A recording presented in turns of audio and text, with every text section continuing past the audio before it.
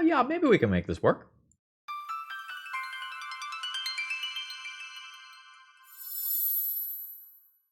Hello folks, Phil Gallagher, aka ThrabenU here for another Legacy video, and today Kobe has challenged me to build a deck with Solemnity in it, in Legacy of all places. Now, there are a few different ways that we can take this, and way number one is to try to cheat something with it. And I'm being generic there because there's a lot of things you can cheat with Solemnity. Players can't get counters, and counters can't be placed on artifacts, creatures, enchantments, or lands. So there's a few ways that you could go about doing something broken here. Way number one, you just play a Dark Depths, it doesn't have any counters when it enters, and ta-da, you get a 20/20. And that is pretty cool. And way number two is there are now these impending creatures, right? Like Overlord of the Baelmerk. And we could go and play those creatures after we play a Solemnity, and then they don't answer with their counters, so they are just creatures immediately, and they are good to go. So here's kind of my issue. Number one, the whole Merit Lage thing in Legacy right now is perhaps not particularly strong, or fast enough for that matter. Giving your opponent that extra turn is a huge downside right now. And so I wasn't too keen on that. Number two, if you think about the way that you would want to curve out with Solemnity and Overlord of the Baelmerk, it's the wrong order, right? Because Overlord of the Baelmerk comes down on turn 2, and Solemnity would come down after it on turn 3, which makes that awkward.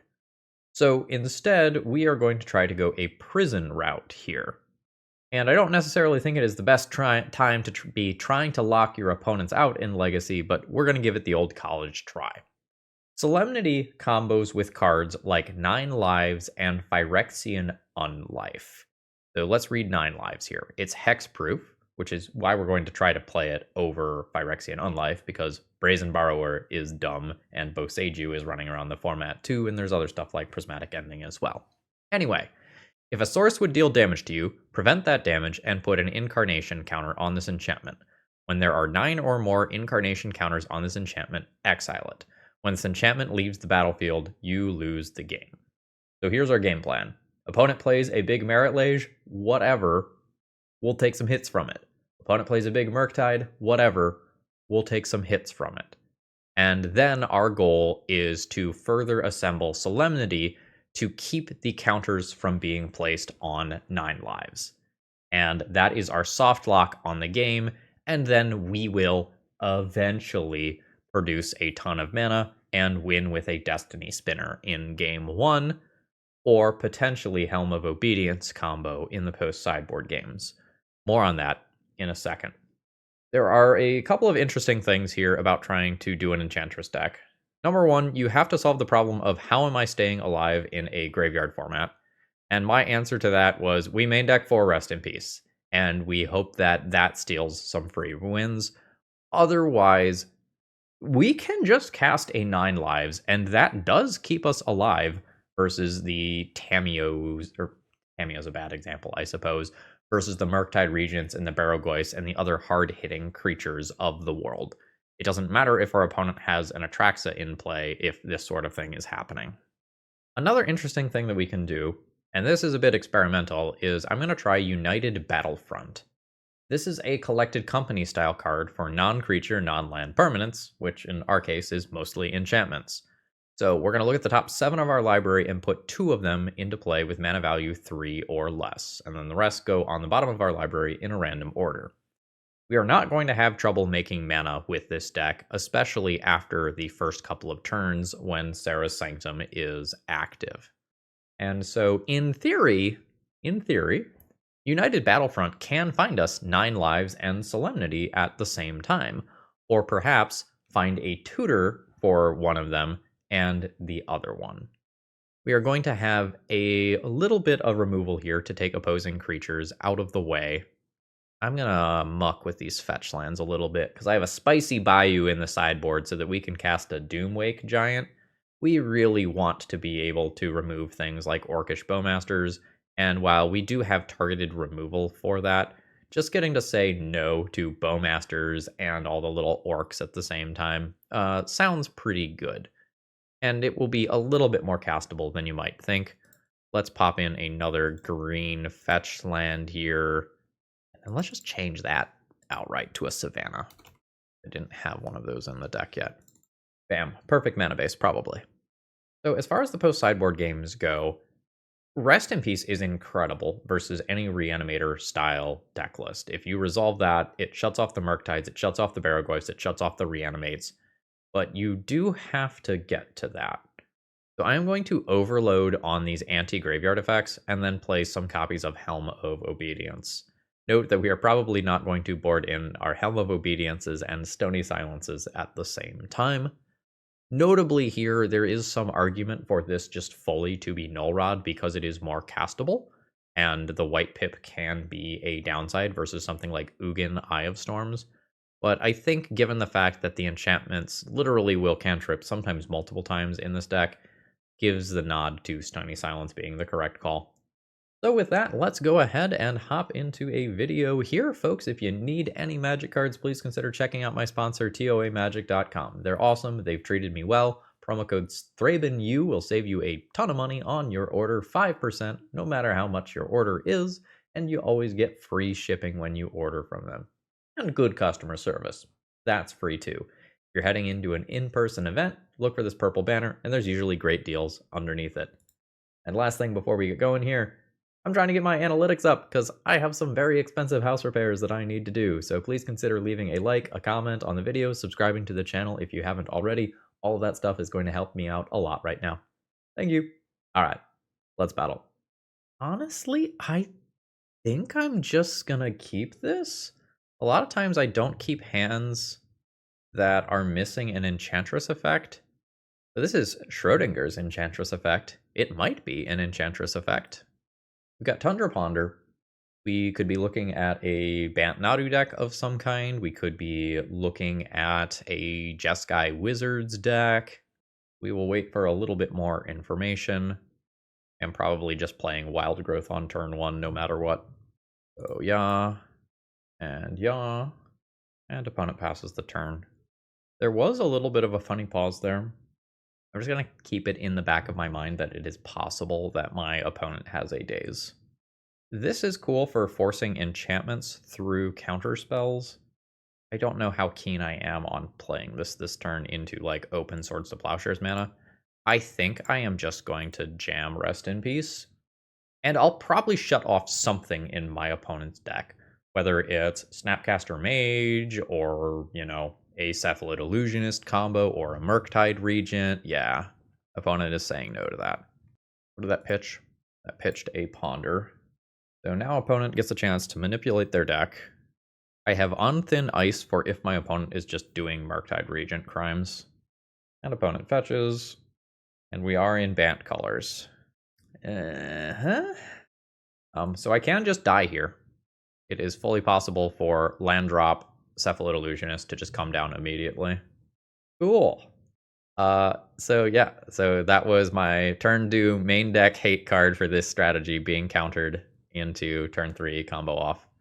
So we'll take a quick look at my opponent's deck. Notably, they do have Memory's Journey. They are in main deck Ghost Vacuum as an Urza Saga tutor target. And most of the rest of this is about what you would expect. And there's the Dread Return on the Thassa's Oracle, and I am dead on turn 3 after interacting on turn 2. Womp womp. So here's the thing. Some portion of the time, my opponent could board down on the Cephalid Illusionist combo, and then have the intention to play more of a Nadu mid-rangey game in the post-sideboard games. So if I'm boarding in my Leyline of the Voids, I am doing it with the intention of winning with Helm of Obedience. Solemnity might get a little weird versus Urza Saga, depending on when I play it. It'll either be good or very bad. I think for the game that I'm on the play, I am comfortable with just Rest in Peace. I think I would like to get to more mana, and I think I would like extra removal. In this build, my opponent's not going to interact with my stuff too much once it's in play. Go down a Sithis. Then it's starting to get a little tighter. I am trying to keep all of these in. I don't know that I can. Let's trim. And then I think the game where I'm on the draw, I end up with a totally different deck configuration. So this is tapped Lush Portico on 1, into play Utopia Sprawl on 2, have 1 mana for on Thin Ice. This feels a little clunky. This is also a little clunky, but I'm in for it. I think I'm going to get rid of the most expensive card here. I also believe that this fully has to be Savannah. That I added one of those into the deck at the last minute, and we're resolved. There's an Urza Saga, and passing the turn. I think I'm going to go this way here. Treat this as my Force of Will bait. It's in play. I'm missing a land drop. I am very close to going bananas. Opponent fetches. That is a Narcomoeba played out. I think I am going to just go ahead and stick Rest in Peace immediately. Uncounterable. I will send in for some damage. Opponent's at 17. Nadu combo sometimes just happens this turn, and I probably just lose to it. There's Misty. Yeah, so my opponent draws 4 cards here. Has 2 more land drops. They can just cast the Thassa's Oracle that they just found for 2 more cards. Oh, okay. At this point, I'll concede to that. My opponent has a Thassa's Oracle in hand that will win the game in another turn or 2. I'm bottlenecked on mana, and they get 6 cards this turn, 6 cards on my turn, 6 cards on their turn. It's just not worth playing against this deck. GG's. Today's video is sponsored by Moxfield.com. If you want to see upcoming sets, if you want to understand commander brackets, or if you just want an awesome place to store all, and I mean all, of your deck lists, Moxfield is the place. You can organize all of your decks by folders, and you can even change the views. You like visual, they've got that. You like text, they've got that. Check out my Moxfield Pro Field if you want to see all, and I mean all, of the decks that I've been cooking up. Okay, I have an okay opening hand. I wouldn't mind hitting another land drop, though. Don't have white mana yet. I'll fetch a basic here and throw down a Wild Growth, and then I'll probably throw down a 2-drop next turn and then start trying to chain Wild Growth into things after that. If I draw a land, the hand looks even better. I have a blue-white deck of some kind. Looks like we're probably playing against wizards, so we should actually expect this to be Jeskai. Hey, it's Jeskai. My opponent gets a clue. I think I'm going to just throw down the Shroud creature here, and it did resolve. So next turn, hopefully I hit another land drop. If I don't, I just try to cast Wild Growth and go from there. Opponent fetches. They might just be trying to come... Nope, not trying to become the Monarch immediately. I probably would have done that in their position. I don't know what the rest of their hand looks like, but this token does trample, and just securing that card draw in what is expected to become a long game seems really good to me. I will take 1. Okay, I did find another land drop. Is this deck playing Wasteland currently? None of the first couple of lists that I pulled up are playing Wasteland. So given that, I think I'm okay with that being Savannah. A Wild Growth here. Always yield to that. I need to go look at my cats. The cats were fighting. We're good. Alright. I will resolve Wild Growth. Now, I think I want Sterling Grove in play, actually, before Destiny Spinner. Then the Destiny Spinner is hexproof. I have 1 green. I can't cast anything. I'll pass the turn here. I don't want to use this as a tutor. Ooh, it's Dress Down.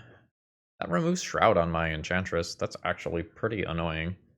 It's not the end of the world, but it does open up things like that. Sure. There's Prismatic Vista to shuffle. I'll take 1 damage. My opponent doesn't get any Tameo Clue nonsense this turn. There is a Destiny Spinner. I think my order is Enchantress's Presence first. Spell Pierce. I'll pay. Got another one? You do. Okay. Opponent got uses out of those cards. That's fine. Now it seems like it's Monarch time. So I'm taking 7 here. And I would like to get a soft lock on this game. I'd like to hit one of my cards naturally, and I can Sterling Grove for the other. So there's Enchantress's Presence, and I'll draw a card with this. That is a sorcery. That is not an instant. Okay. I guess that is not protected by Destiny Spinner. That is relevant. So Tamiyo triggers. I will block and kill one of these. I'm taking 5. I'm at 4. I'm not dead on board next turn, but I'm pretty close to it. Tamiyo transforms into a Planeswalker. That's not the end of the world. And Tamiyo pluses up to 4. When it makes their land drop, draws an extra card. Force of Will is technically online. I really don't want it to be, but it is. I think I have to put this into play. And then do this. Hope I have to tap that a different way. United Battlefront. Damn it, Destiny Spinner. You had one job, pal. One fucking job. I'll play a new Destiny Spinner. I think I am not contesting the Monarch here at 3 life. My opponent can draw 2 cards at end of turn. And they do. And Brainstorm. Another land drop from my opponent. There's a Snapcaster Mage. Yep, that'll do. They also just had lethal with Tamiyo minus, return that and get it back. So that's X equals 3, and even if I block 2 of these, the other ones crash through and kill me. That's unfortunate. This is creature or planeswalker as opposed to just creature. I'm going to make this substitution, I think. Counters can still be put on planeswalkers for what it's worth. Rest in Peace is not ideal here. It has text versus Snapcaster Mage and Tamiyo, but is not overly exciting. Let's see what the deck looks like if I cut all of these. I play a Doomwake Giant to kill little duders. I do this, and I keep 1 more on Thin Ice. Or I play 1 Rest in Peace. If I hit it, I hit it. If I don't care. 1 Rest in Peace. On the draw, I think I switch that. This is fine, and I just decide whether or not I play Wild Growth on 1. I don't think I do. I think I just get Lush Portico out of the way on 1. I fully don't mind the extra mana. Assuming I resolve 1 of my 2 Enchantress effects, I've got relevant plays for a while. And I would like to have the land drops necessary to like play this and then Wild Growth afterward, play this, and then, you know, whatever afterwards. So I will go ahead and just throw down an Enchantress effect. It does have Shroud, which is great for me. And opponent just passes the turn. Sterling Grove. I'm into Sterling Grove, I think. That's Wild Growth. Draw a card. Fetch. Go for a basic here. Green, white. I'm going to do Sterling Grove now. Just interested in that Shroud. Nice. Carpet. That'll draw me another card. Second main phase. I'm just going to cantrip. I will just do an On Thin Ice to just convert it into another card and have more mana for Serra's Sanctum next turn. Nice. And then I will pass here. Opponent fetches. Nothing else there. This is fine. 4th Aerlingas. Sure. I'll take 2 here. And my opponent is going to get that juicy extra card. There's a 9 lives. 9 lives Solemnity here. Let's say yes. I will make a white. I guess I don't need to tap that. Actually, I will tap that. Let's use the white, do Enchantress's Presence, and it looks like I am free to do whatever crimes I want. This is the point where I'm using this turn, so I have tons of mana. Let's United Battlefront. I will take... Oh, I'm frozen up. My opponent just conceded. Yeah, that's fair. I think on the draw, I'm going to play 2 more copies of On Thin Ice in respect of turn 1 Tamiyo. Let's get that Rest in Peace out of there. Grim a land? I don't have to play all of the On Thin Ices and all of the ossifications at the same time. Double Serra's Sanctum is weird, but I think the hand's a keep. Scalding Tarn and pass. I will fetch a basic, and I'll Utopia Sprawl. I will just get green mana here. All my mana and such is not perfect right now. It's probably good enough. So I've got 3 mana. I'm going to keep a mana floating and cast my Enchantress. There's a Force of Will. I'll now attempt to stick Carpet of Flowers with the floating mana. I don't draw anymore, but I can get Spell Pierced. You've got it. Now, hopefully I draw a mana source and I just stick a United Battlefront and have a grand old time. That's Thundertrap Trainer off of Plateau. Revealing Prismatic Ending. You've got it. So I can play Destiny Spinner and then make 4 mana with Serra Sanctum and go for United Battlefront. I am fine with that. Destiny Spinner not protecting this is a little awkward, but I think that's just where we're at. Oh, wow. Yes. 4 mana for 6 mana worth of stuff sounds pretty good to me. Now, I probably lose something to a Prismatic Ending immediately. Yeah. From the control perspective, facing down double Enchantress's presence is really rough. I get it. Win versus concession. We'll take it. GG's. Okay. Opening hand is fine. I wouldn't mind hitting another non-Serra Sanctum land drop here. Mox Diamond and passing the turn. Okay, yeah, that's fantastic. So, yeah. Basic. Utopia Sprawl. I'm fine just throwing that on green for now. No initial play from my opponent. Basic Island. Uro lands? Maverick with counterspells? What sort of ballpark are we in here? Bayou. Bug Uro? Bug Uro Loam? Witherbloom Command, destroying my enchantment. Okay. Reasonable. I will go ahead and fetch, and I think I'm going to remain on basics here. Throw down an Enchantress, and then I'm real close to doing some very broken things. However, Serra Sanctum does not produce mana right now. I don't actually have any enchantments in play, and I can't cast all these 3-drops, and I can't cast the On Thin Ice. Most of my draws are good, but sometimes I might have a brick of a turn. I'm going to have a brick of a turn here. I think I don't play Serra Sanctum in respect of Wasteland and pass the turn here. That Utopia Sprawl was really vital. That's annoying. I am at 17. I would like to draw a bunch of cards. I do have a Solemnity that helps a little bit. 15. Okay, yeah. So it looks like we're doing some Bug Uro Loam nonsense. Please don't Murktide me. I stumbled a little bit. Deck. Let's talk about this. I'll pass my turn. I'll take 2 more. Now I just have, multiple 1-mana answers to an Orcish Bowmasters, but Uro is coming back. So I might need to On Thin Ice that first before I start dealing with the other creatures. Oh, opponent's doing more. That's fine. And then a fetch to clear. Okay.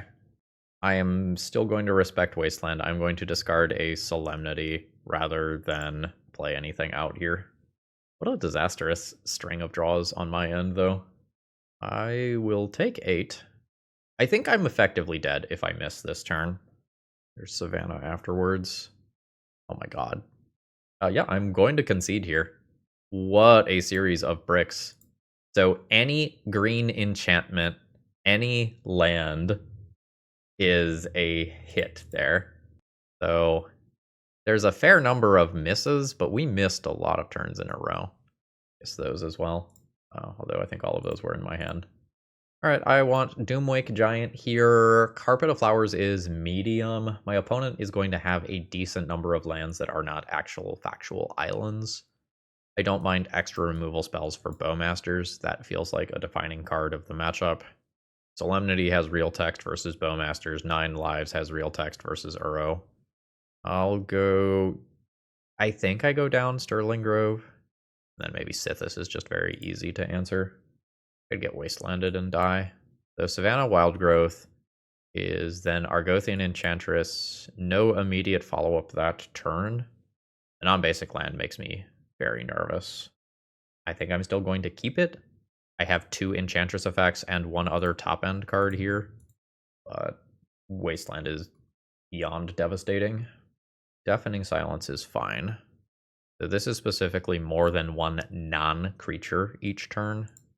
Let's go green and 1 for an Enchantress. Opponent forces. That means that this isn't cantripping, but I can still throw it down. We'll throw it down on green. So again, we're hoping for no wasteland because it's devastating. But assuming no wasteland, hand's great. Misty Rainforest. So I have 3, 4, then a Sarah's Sanctum mana. I think I'm going to go... Wait, do I want to do this? I'm going to do the Battlefront. Puts me out ahead pretty far if it resolves. Theoretically puts me out pretty far ahead. Non-creature, so I don't hit the Destiny Spinners there. Alright. Rest in peace, Wild Growth. Perhaps not what I was looking for. And I guess I should have fetched with Misty Rainforest first. I did not really think about that. Alright, I mean, this does really annoy things like Uro. Life from the Loam. Let's surveil end of turn. Who needs basic lands? Sure. It is theoretically a card that cantrips. So there is an Enchantress's Presence. Next turn I'll start cantripping. If opponent has something like a Bowmaster's, not immediately at least. A Leyline Binding. You've got it. Seems good. That's the Jund one. Cycling Lorien Revealed. And doing a Surveil land. What all do you exile creature planeswalker? You're not everything. I don't think I play this yet. I think I wait until I can cantrip with that card. Opponent passes turn, and I will do the same. Good old-fashioned Drago. Sure, I don't love that that's in play. Going to just do some fetching and thinning. Basic lands be damned. We're already past the point where that matters. There's an Enchantress's Presence, and I'll pass turn there. That's my one. Force of Vigor. Yep. Good value for my opponent. Or up the beanstalk. I have probably lost here. We'll just kind of decide how long I want to stay in this game. There's no win condition yet, technically speaking. But this sure does look bad for me. Opponent fetches. No more Surveil lands. And there's Bowmasters. Sure. 17. I'd be lazy. I'm just going to get a land out of the deck. F6 the remainder of the turn. 14.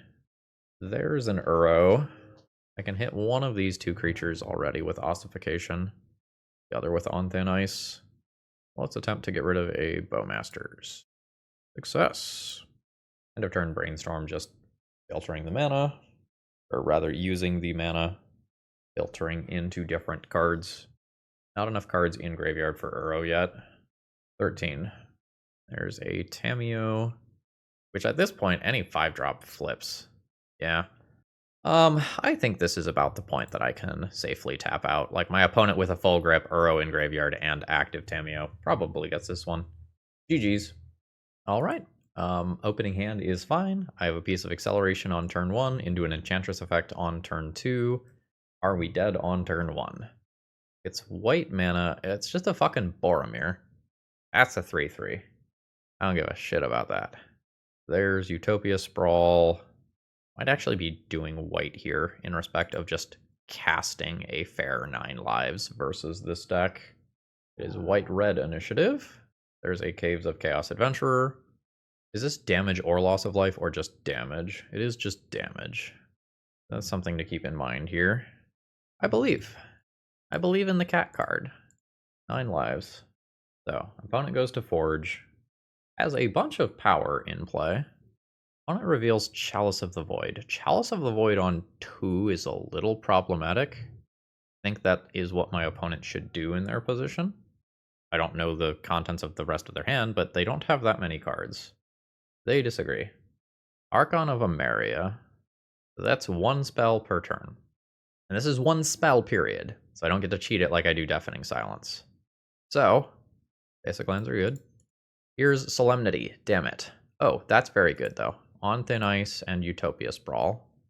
Okay, Utopia Sprawl, I'm pretty balanced here. I'm going to go the extra on green. On Thin Ice, on a land.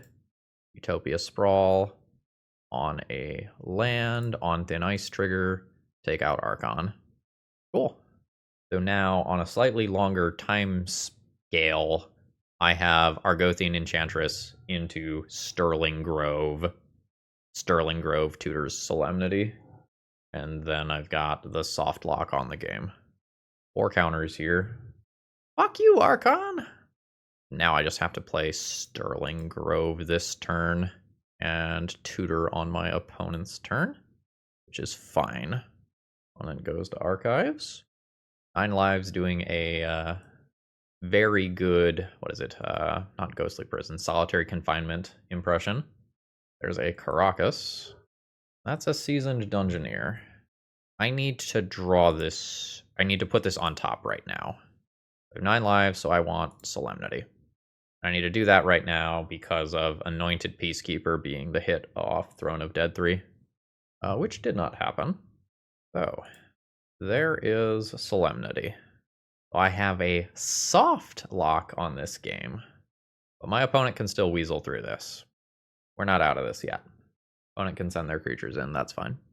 Caves of Chaos Adventurer stuff is real. In case you're not super familiar with this card, once you have completed a dungeon, you can play the card without paying its cost. There's a Magus of the Moon, which is fine. Perhaps not ideal for me, but it's fine. So, Undercity triggers. Here is Trap. Now, Trap still works. 9 live prevents damage. But my opponent is still going to get a handful of triggers here. Fable in exile there. There's a basic mountain. There's my opponent's Fable. And again, they get to cast that for free. But, you know, maybe less good right now. That's your one. You're done. Last turn. Is my turn. So, there's Enchantress's Presence. There's my basic mountain for turn. Weird that my basic mountain enters tapped. Why would that happen? We're out here doing our best. I suspect that my opponent's stream of selection ends up overwhelming me. And they could just go through the Undercity 2 more times. Like, that is fair game. Throne of the Dead 3 happening again right now. Opponent can have a backup Archon of Emeria if they want. Going just for the Caves of Chaos Adventurer. Opponent knows what they need to do to win. It's initiative BS. So I need to find a Destiny Spinner. And this whole situation is perhaps urgent enough that I should just cantrip now. Let's cantrip now. No, let's cantrip with the 2-drop because of Chalice. There's still 2 draws. There's another Solemnity. There's another Mountain. Goodbye to Graveyards. This is proof of concept. My opponent's Forge now no longer gives them counters, by the way. But I think, even though I'm fogging all of this, my opponent is just accumulating too much card advantage. My opponent will be able to rip off a bunch of free stuff here. Well, I guess technically they rip off 1 free thing, right? Well, I get trapped again. I am at 1. Good news, my fetch lands are mountains, so they can't kill me. Bad news, everything else. Cast another 9 lives. Oh, Sithis is interesting. I can't do it right now. If I find an ossification for the Archon, I could play Sithis and just rip through my deck. But I might just die this turn. No, I don't think I can die this turn. I wonder if my opponent accidentally decking themselves is an out. They are very aggressively going through their deck, which is, I think, largely good. Oh no, now I need to start doing this. Oh no. Yeah, okay. I regret playing this second copy. The second Archon of Emeria means it's much harder for me to actually have outs on the game. So there's Sithis. I'll draw another card. Fuck, there's the ossification to answer the Archon. Damn. We're just a little late there. An opponent can go to Throne of the Dead 3. Solitude my Sithis there. Yep. Seems good. All these little buddies are still coming in. Whole bunch of stuff in exile. I don't need to block. I do have to, unfortunately, click on this bunch. Opponent is at 9 cards remaining in deck. But I'm at 2 life. I have 1 or 2 main deck ossifications. I think 1. Let's sort that, make sure. All right, so I have 1 ossification. Let's do Sterling Grove. And that's a Destiny Spinner for next turn. Guard Wild Growth. The opponent now ventures. They are in the first step. Land drop. Magus is fine. All right, yeah, so opponent is just hard going through this now. I wish I had a second ossification. I don't. So if I play Destiny Spinner, I can activate it but not get through. So instead I want Sithis. Fuck, there's one Sithis? Oh no. Alright. Destiny Spinner it is. I will drop Destiny Spinner, draw 2 cards. Make a mountain as a land drop. 1, 2, 3, 4, 5, 6, 7. I can turn enchantments into 8/8s. I am in? Or no, it's lands into 8/8s, excuse me. Been a little while. 9/9s. I must have missed something. This does trample. Everybody is coming to party. I'd like to kill both copies of Magus of the Moon. Not gonna kill you. So kill both copies of Magus of the Moon. What the fuck is this? This is a 5/5. This is a 6. I have 9 to work with. You a 5. You're a 5. 5, 2, and 2? Sure. Guess I should have left this untapped for exactly this scenario. I'll pass turn. Next turn, I activate Destiny Spinner a couple of times. And Enchantress can go. So no counters on Solitude. Opponent has 7 cards remaining in deck. And is doing things. I think I win if it gets to my turn. But I am dead to my opponent finding an initiative creature. There's Fable. No blocks there. I have to do this whole thing. And that's a Seasoned Dungeoneer. That'll get me with Trap. Opponent had 2 cards in library. GG. That was closer than I thought. Yeah, so for my flex slot enchantments, I went with ossification specifically because I was worried about the flip side of Tameo. And so I'm not as good at answering Chalice of the Void as I could be. I'm into this. I'm into these. I don't need Rest in Peace here. And I do need these. I might just trim like 1 United Battlefront or something. I'm going to keep Sterling Groves because they give Destiny Spinner Hexproof, or Shroud, sorry. Maybe Doomwake Giant is not reasonable into my opponent's Magus of the Moon nonsense. I think this is fine despite how weird it is. I have Ossification for early opposing Hate Bearers. I have United Battlefront to try to do something broken. I am okay with this. Lotus Petal, immediate Fable of the Mirrorbreaker. Sure. I'm just going to use my mana here. Take out that token, maybe pinch my opponent on mana, keep them from casting a 4-drop this turn. 2 lands discarded. Cavern on Human passing the turn. I'm going to get another basic out of my deck while I guaranteed can do that. Cast United Battlefront. We're still good with putting a 9 lives in play. I missed out on Enchantress effects there. Another one in hand, maybe I don't. Oh, that's awkward. I guess if I have 2 of them, I have 2 different sets of damage prevention shields. Okay. Utopia Sprawl can go on white. I'll attach it there. Fable does the Fable thing. Plateau from the opponent. 4 drops are live. Caves of Chaos Adventurer. Obviously very strong. I have Ossification to break this nonsense up. Let's get a feeling for what my next draw is. Via Lush Portico. That's great. I'm going to cast Ossification. I think the Reflection is scarier. I think it just provides too much value. Like my opponent just finds a different initiative creature. And I don't care how much power these creatures have. There's a Chalice of the Void. Annoying card. My opponent should probably cast that. They could cast it for up to 3 here. They are doing it on 2. Sure. And playing an Archon. Well, that's all annoying. 4 mana, United Battlefront. We're looking for our Solemnity. Did not hit it. I did hit Enchantress's Presence. And a Utopia Sprawl. I don't think it matters too much what color I pick. Do some variety. Make a land drop. So, short-term goal, find Solemnity.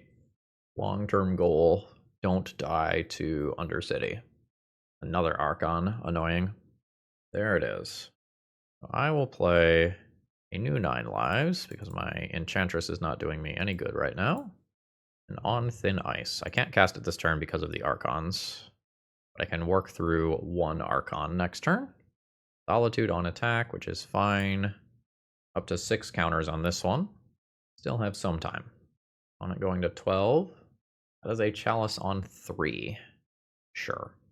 So, creature and enchantment spells you control can't be countered. Great versus Chalice of the Void. However, I can't get this into play right now. This itself is not uncounterable. There's a Wild Growth. I think we are hitting the Archons, despite the fact that this is annoying. My opponent now gets Throne of the Dead 3. Reveal a whole bunch of cards, gets another Caves. And the Soul Song and Dance is going again, which is not really favorable for me. So I am up to 8 counters on this one, so I can't use this one anymore. I need to find Force of Vigor. Opponent countered their own Archon. Opponent playing another land drop and passing the turn. So I guess I'm just cantripping. Not in a great position. I want to find Force of Vigor, get rid of both chalices at the same time, and then stick Solemnity. We're now over here on this copy of Nine Lives. There's a free Caves of Chaos Adventurer. I'll lose some to trap. There's Sterling Grove, which is not a valid tutor because of Chalice, so this is just a straight up cantrip turn. There's a Sarah Sanctum. Mana, absolutely not a problem. Oh, I think I'm dead now, right? This is 4 shields this turn. No, I've got an out. The outs are just getting increasingly weirder.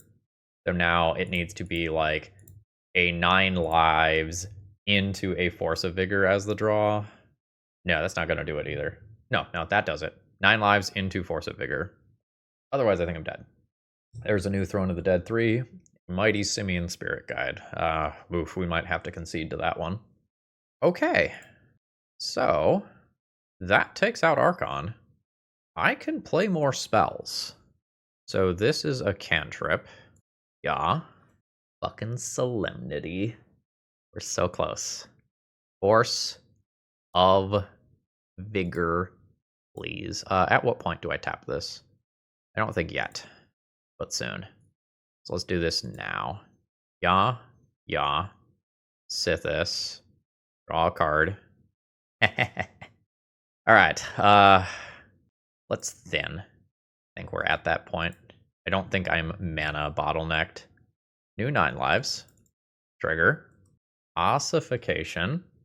Another redraw. Looking for a Force of Vigor. Solemnity. Looking for a Force of Vigor. Enchantress's Presence. Trigger. Misty Rainforest. So now the board gets me. I've already made my land drop, so I can't play this last Solemnity and get any further. Well, damn. We made a real shot at it there. GG's.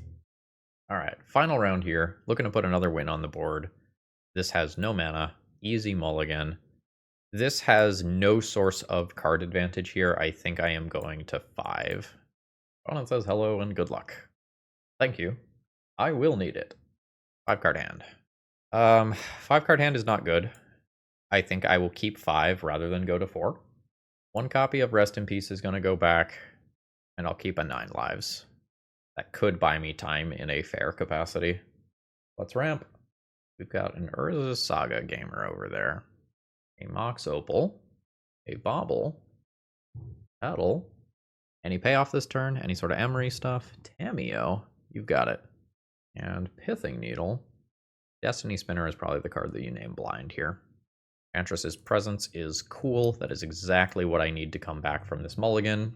It is devastating if my opponent's last card is Metallic Rebuke. So we're just going to hope that that is not the case. Cool. Now, hopefully I cantrip my way into a reasonable game here.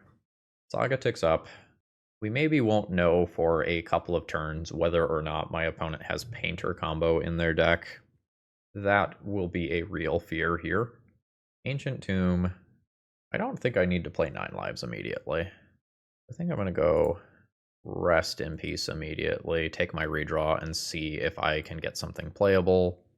I didn't, so I will just use a land to get a Surveil land.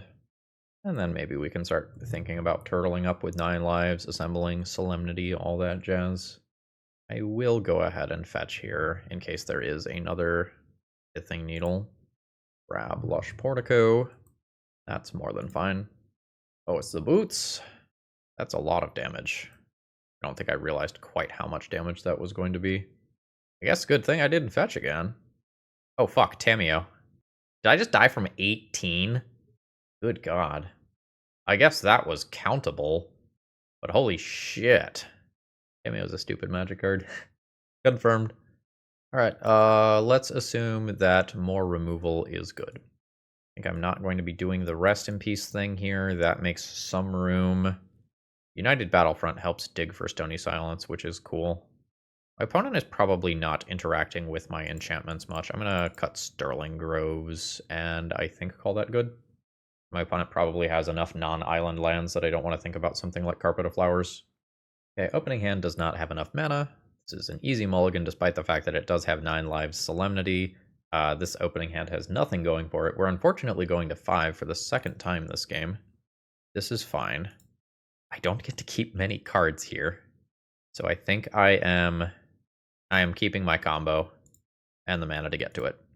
Well, mostly the mana to get to it. I need white. So there's my first white. Now, Solemnity as a turn 2 play is respectable. That can keep Urza Saga from ever ticking up into the range where it makes tokens. Opponent drops to 17.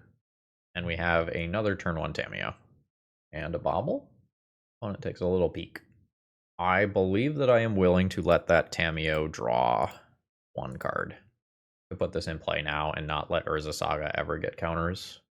That is unfortunately a Force of Negation, pitching a Force of Will, so my opponent had whatever I did covered. Oh, we in theory had that covered. Now we don't. So now this Tamiyo Urza Saga haste thing is going to happen again. I can on thin ice the Tamiyo to slow this process down, but after a mulligan to 5, I need an Enchantress effect, otherwise I can't keep up with what my opponent is doing here. Ooh, that's Thoughtcast. So much for answering Tamiyo. So much for letting Tamiyo drawing 1 card and then answering her. Well, I mean, yes. Now, Urza Saga does not get this next counter. So, Tamiyo is still very scary, right? Tamiyo just minuses and returns Force of Negation here. Okay, it is Painter, like I thought it might be. Everything is red. Blue Elemental Blasts are online. Be greedy, Tamiyo plus. Oh, that was Tamiyo minus on Thoughtcast. Maybe opponent already has a relevant blue card in hand. I think we're going for a bait play here. I will go on thin ice. Attempt to take out this Painter, and I don't actually care about this card at all. And then I'm going to attempt this. Okay. My combo is in play. My opponent cannot kill me with combat damage. There is still Painter Servant Grindstone. That still gets to kill me.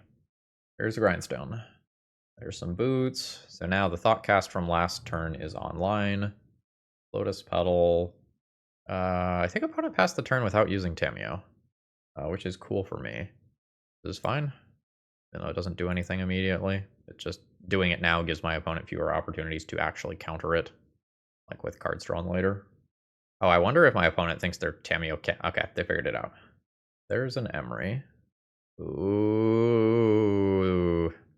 Yeah. Oh, opponent's not going for Painter immediately. They're going for a Mox. Thoughtcast, sure. So I need to draw into something that answers an Emery. I believe I boarded out Rest in Peace, which I am fine with having done. It's an Urza Saga with no counters. Green-white. Sithis. I need a hit. That is an Argothian Enchantress. That is not a hit. 2 mana for Painter. This is not making mana. 2 mana for Painter, 2 mana for Activate. I might not be dead, but I also might be dead. Let's find out. Opponent is trying to do something end of turn and may have found out that they don't actually have enough mana to. Oh, I think I forgot the Mox Opal in doing my math. 2 mana, 1 mana, 2 mana, 3 mana. Yeah, I believe I am dead on board. Oh, there was another land anyway. That'll do. That is Painter plus Activate. You got it. GG. I believe we only managed to put 1 win on the board. And that was the only match in which we got any game wins. GG's. All right. I think this is a good time to just do a little check-in on some data. So I went over to MTG Top 8 and I took a look. What sort of results do we have with Solemnity in Legacy? And there are only results from 2 players. The last time Solemnity had results of any nature to its name was in 2023 in a 19-person event in France. And then the other one was in 2017 at a 20-player event. So in terms of the competitiveness of Solemnity, that is where we are at. This is a very, very tough sell for Legacy. Even if this card does do some things, and we did see it have some interactions, stopping counters on Orcish Bowmasters, Urza Saga, Fable of the Mirrorbreaker, it did do some things, but it is largely a card that does nothing on its own, that requires a second card to be good, and in most cases, the secondary card that is going to go with it is not going to be particularly strong. So maybe you could have better results trying to build a 3 to 5 color overlord pile, and like you do the green one and the black one and maybe the blue one, and you try to make that work. But at that point, you have enough bad cards in your deck that maybe you need to be a Yori and Blink deck as well, and then you are actually diluting your chance of drawing Solemnity, so you're not really a Solemnity deck. You're a deck that is trying to win without Solemnity, and it's kind of cool if it happens. So this was a cool attempt at making it work. I wish I had not maxed out on ossifications and I instead had done another card of that nature for at least one of the slots so that I had a tutorable answer to Chalice of the Void. Otherwise, I am more or less happy with what I submitted. Based on the matchups that we played, I don't think I boarded in the Helms too much, but I think we won most of our games via concession anyway, so who actually needs win conditions? That's the moral of the story here today. Alright, I hope this was enjoyable nevertheless, and I hope you all have a great rest of the day. See ya!